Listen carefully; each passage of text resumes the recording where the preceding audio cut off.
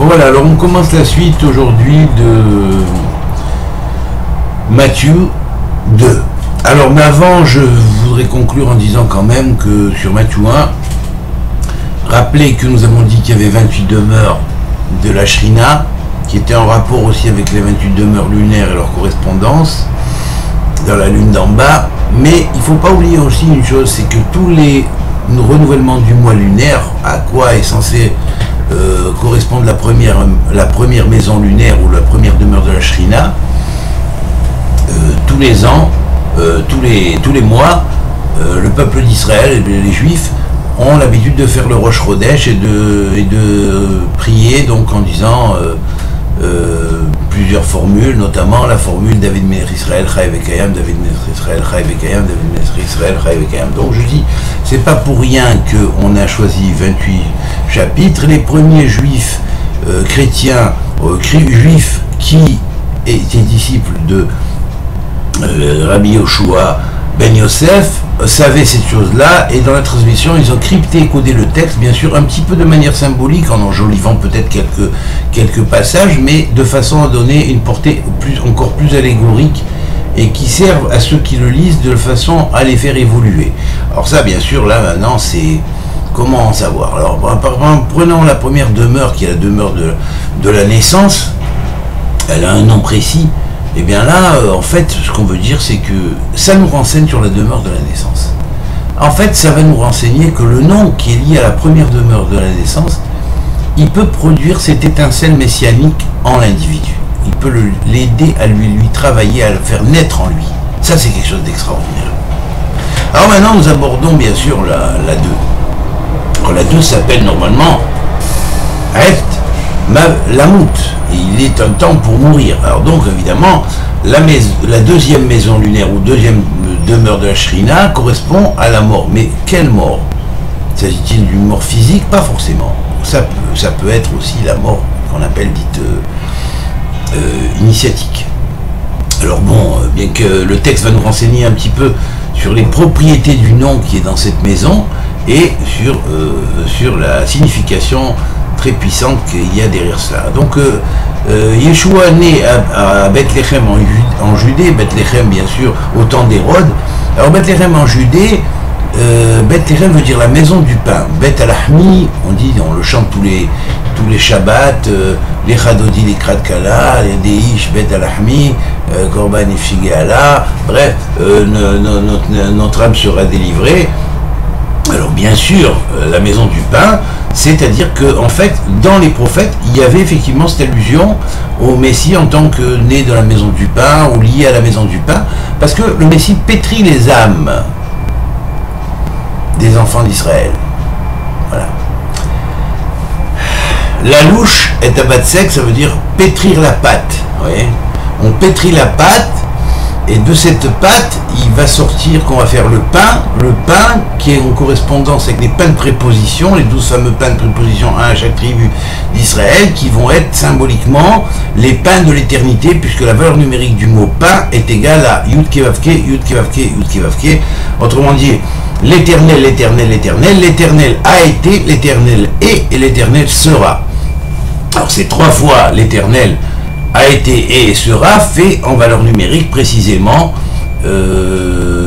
78 qui est la valeur numérique de pain. Alors donc la maison du pain, c'est la maison de l'éternité, la maison où on produit le pain de l'éternité, et où on entend du roi de roi. Cette symbolique-là ne tombe pas n'importe comment. Je veux dire, on peut le lire au sens littéral, mais on peut voir ce qu'il y a derrière à un niveau ésotérique beaucoup plus profond. Et donc des mages d'Orient sont arrivés à Jérusalem au temps d'Hérode. Et ils cherchent où est né le roi des Juifs parce qu'ils ont vu une étoile et ils la suivent. Et donc Hérode s'enquiert un peu partout pour connaître qui est ce roi qui va régner et qui va certainement lui enlever le royaume. Alors il a peur et Hérode va le faire poursuivre et vouloir tuer le sauveur. Voilà. Donc on va voir qu'ensuite les rois, les 3 personnes qui vont aller... les 3 mages qui vont aller jusqu'à l'endroit de la naissance de Yeshua donc vont symboliser les trois pouvoirs, comme le dit René Guénon aussi. Il faut voir, il représente les trois pouvoirs: le pouvoir sur le monde physique, le pouvoir sur le monde intermédiaire et le pouvoir sur le monde spirituel. Donc chacun apporte le pouvoir qu'il apporte au travers des présents qu'il donne, et il dit voilà, ça c'est donné à celui qui va être le Messie. Alors bien sûr, vous savez, dans les étoiles, il y a une constellation qui s'appelle la constellation du triangle. La constellation du triangle, c'est trois étoiles qui forment une espèce de triangle, et au centre, il y a une autre étoile. Alors cette autre étoile est appelée, selon kabbalistiquement, le Kentsipor, le nid de l'oiseau, la colombe, symboliquement. On va le retrouver dans la symbolique kabbalistique du Zohar, hein. Le Mashiach monte dans le nid d'oiseau avant de recevoir les pouvoirs. Les pouvoirs, il va les recevoir des trois étoiles environnantes de cette étoile centrale qui est appelée le nid d'oiseau. Il va recevoir donc le pouvoir d'opérer au niveau matériel, le pouvoir d'opérer au niveau du monde intermédiaire et le pouvoir d'opérer au niveau du monde spirituel. Voilà. Alors donc là, ici, ces trois-là sont les trois délégués venant de ces trois étoiles, hein, qui vont apporter les bénédictions à la disposition messianique que dispose Yeshua à la base, et vont lui apporter la bénédiction et le pouvoir sur les trois mondes. Alors bien sûr, Hérode va ensuite envoyer ses soldats pour chercher où est l'enfant, mais il y a eu un rêve, donc Joseph a eu, et l'ange s'est révélé à lui, il dit pars en Égypte. Alors là c'est intéressant, parce qu'on est dans le 40e livre, hein, d'accord. Si on tient compte de la clé tanachique, on aborde la 40e station, hein. Alors la 40e station, on est en plein dans la matrice, mais curieux, la matrice qui va engendrer ce rendement, dans son chapitre 1, on a même Aleph, la mer, même Aleph chapitre 1, même 40e livre, chapitre 1, Aleph. Ces sens sont siman, c'est symbolique. Puis on a même bête, même et bête, et là aussi il y a une autre allusion au fameux 42 ou non, de transmutation, de transformation du monde qui permet au monde d'établir son tikkun. Et là le tikkun va être un tikkun sur la mort. Et la force de la deuxième maison, ou lunaire, en rapport avec la deuxième demeure de la Shrina, de la présence divine céleste, et en rapport avec les noms de Dieu qui lui sont liés, noms d'ange, et bien en fait, ça nous renseigne une chose, c'est que ces noms-là, ce Pérec-là nous dit, si le première maison donne la possibilité de générer en soi, dans le microcosme, la puissance d'éveiller la puissance messianique en soi, eh bien la deuxième maison donne la possibilité de vivre la seconde mort et de la passer. Vous voyez? Alors là, la seconde mort, l'information que va obtenir Yosef va être précisément de lui montrer, voilà, attention, là-bas on va chercher à te tuer, donc va par là-bas. Et puis c'est en Égypte qu'on l'envoie. Ah, c'est curieux en Égypte. Pourquoi en Égypte? Mais pour faire la relation avec le peuple d'Israël qui à l'origine était sorti d'Égypte et qui a passé 42 stations dans le désert, vous voyez. Tout comme en Égypte, il y avait 42 stations sacrées qui avaient été fondées à l'origine par Hanor, qui était le grand initiateur premier originel, qui lui était antédiluvien avant le déluge. Enoch est un grande figure, puisqu'il est devenu après l'ange Métatron, l'ange-prince d'Éphas, hein, et une figure très proche et très liée aussi à la figure du Messie. Voilà. Alors, bien sûr, ici, ça va représenter le passage au travers de la mort, vous voyez. C'est-à-dire qu'en fait, on nous donne la clé de comment passer l'épreuve de la seconde mort sans trop de dégâts. Et bien voilà, on est averti par rêve, on peut être averti par rêve, on peut être guidé, hein, à aller là où il faut, et en fait à retrouver les stations sacrées et lier pas seulement le peuple d'Israël et le message qu'il a apporté au travers du judaïsme par la suite, et ensuite le christianisme naissant, c'est ce message qui va passer après au monde, qui va s'étendre sur le monde, européens en tout cas, surtout. Et puis, en fait, derrière cela, il va y avoir le retour avec le primordial, c'est-à-dire l'Égypte originelle. Là, l'Égypte va servir de défenseuse, parce qu'elle est la porteuse originelle de la tradition primordiale qui avait été fondée par Enoch.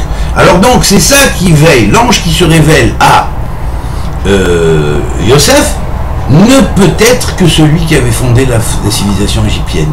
Parce que, comme c'est codé, ça veut dire que, en fait, c'est Matat.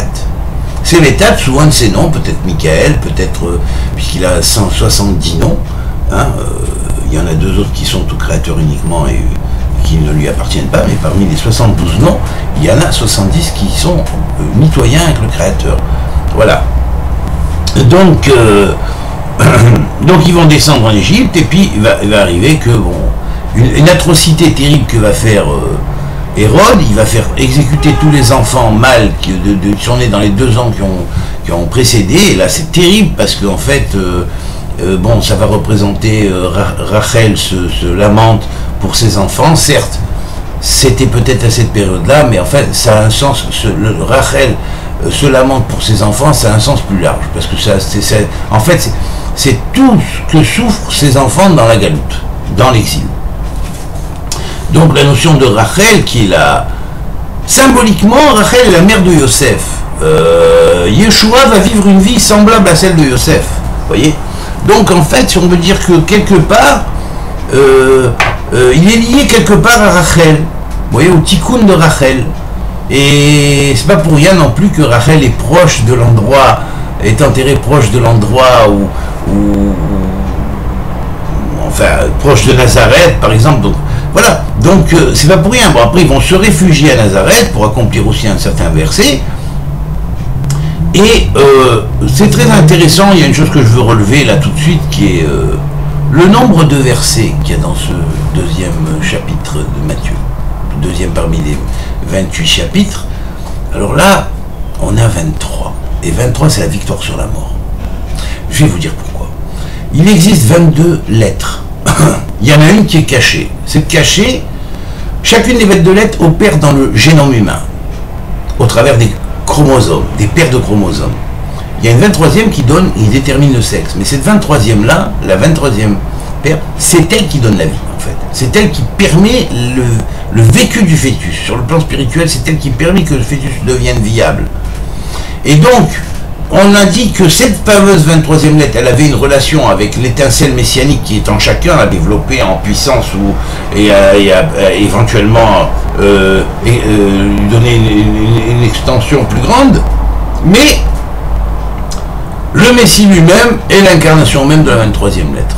C'est pour ça que donc, en fait, quand il y aura fécondation de l'humanité pour passer dans le royaume, c'est grâce au Messie, qui est la 23e lettre elle-même, que cette chose-là doit se faire. Et donc après, toute personne qui en elle a l'étincelle messianique arrive à naître et à suivre et à monter dans